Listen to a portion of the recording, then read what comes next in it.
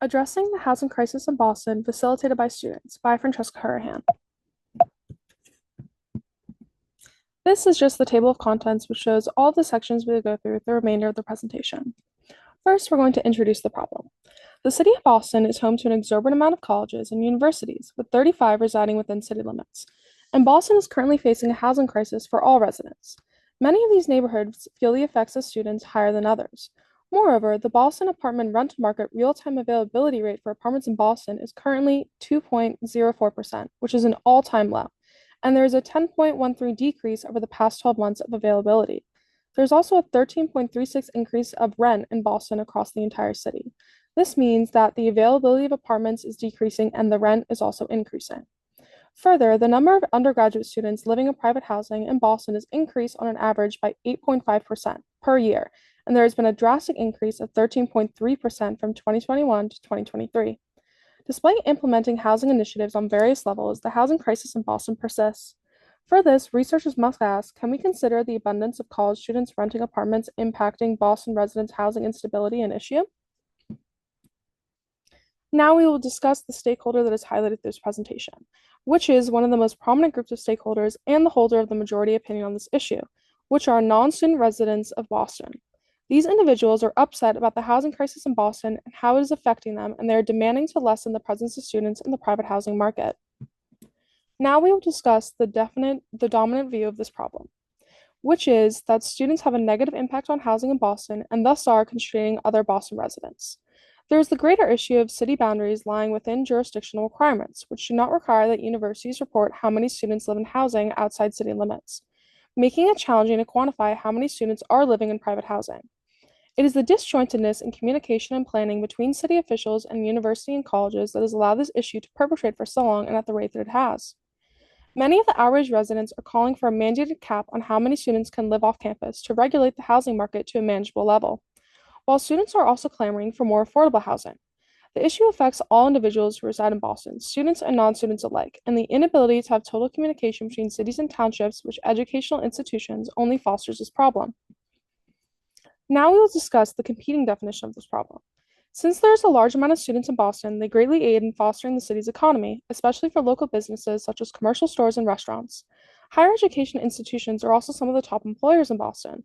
Not only do students spending money on clothes, household needs, food, and more boost the economy, but also the sheer amount of needed faculty within these schools for all departments, regardless of just teaching positions, offer immense job opportunities for residents of Boston. For all the above reasons, despite the standpoint of the dominant view on this issue, there are competing views that would not wish to see a diminishment of students in Boston. Now we discuss some possible policy options. The first is capping the amount of students in private housing. This possible solution is for city officials to meet with city planners and hear a report from Boston's Housing Authority to determine the number of students that can be accommodated without placing strain on Boston residents. It would be necessary for the city to determine an equitable number per institution, taking into account an institution's size and the amount of on-campus housing to regulate how many spots each institution would get for students to have access to private housing. The second policy option is to force higher education institutions to guarantee housing for all students. This alternative solution would be for the city of Boston to require that all higher education institutions guarantee housing for all students for the duration of their studies. This does not require that the students must remain in the institution's provided housing, but forces it to be an option, and thus it is possible to help limit the amount of students in private housing. The third policy option is to require open communication with higher education institutions and city officials and planners. This other probable solution is that state lawmakers draft a policy forcing universities and institutions of higher learning to engage in long-term planning with city oversight. For decades, city officials and planners have been clamoring for a policy such as this to be drafted and implemented, and it would allow for the housing structure of the city in Boston to be more manageable and easier to quantify. It would require direct communication between all parties and that the institutions are completely open to city officials about all of their plans. Now we will discuss some implementation factors. First, the economical, political, and institutional considerations. First, let's focus on the economy. Since higher education institutions are some of the top employers across the city of Boston and students greatly benefit the economy as well through normal spending habits, it is important to understand what a decrease in students could do to our economy. Them decreasing students in the private housing market could cause their spending habits to decrease as well. Continual enforcement of limiting students in private housing may force institutions to limit or cap their enrollment, which may affect the amount of job opportunities they offer, and thus a decrease in students could harm Boston's overall economy, which could then have greater ramifications that make wages lower and have more effect on housing instability throughout Boston as a whole. Now we will discuss some political considerations. Politically, this is an extremely important issue to treat cautiously, since higher education institutions are an essential aspect of Boston's community, and thus any policies created that may harm their enrollment and thus negatively impact them may cause upset against the Boston government. However, if nothing is done to solve the issue, Boston residents will equally be upset with their government, and officials may choose to elect other persons in coming elections. So it is very important politically to make sure that almost all parties with the coming policy are pleased and able to have benefits no matter what the policy is chosen. Now we will discuss some institutional considerations. Institutionally, there has been no forced communication between Boston Housing Authority or city officials with higher education universities. Thus, doing policy that would require this would be breaking new ground to do so and would require higher education universities to wish to partake in this communication. Now we will discuss the specific implementation factors for the three policy options discussed earlier. For policy option one, it would be a challenge to determine how many students could be allotted for each higher education universities. Issues could arise between students in determining how they would get to choose who would live off campus, and there could be issues between higher education universities if they get unequal amount of slots for students who will be allowed in private housing. For policy option two, by forcing higher education institutions to guarantee housing for all students, these institutions would either have to cap their enrollments, which could have negative ramifications for Boston's economy, or buy up more housing space.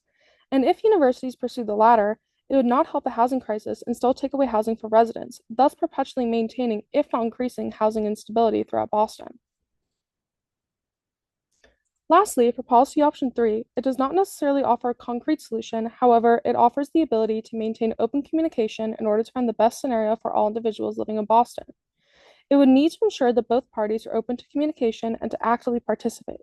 It may not be well received by the public as there is no firm policy, but it could offer the best long-term results. Now we're going to discuss the recommended action through the end of this policy memo. This memo proposes that policymakers implement option number three.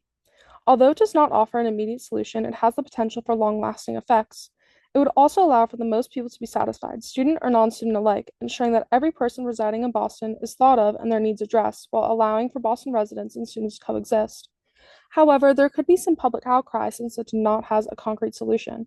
So it would be very important for public officials to explain how the policy would work and be very open to the public throughout the movements of the policy. It would also be important for there to be direct communication between these higher education institutions and with the city government. However, if this does succeed, it will allow for the Boston City Planning to have a much easier time planning where housing will be, how affordable housing options will be offered, and to make sure that students can live in private housing as well as Boston residents to hopefully keep increasing and maintaining the economy, to keep political parties happy and to keep the public happy with their political parties. And it would be breaking new ground institutionally, but it would be breaking ground for the better. Thank you very much.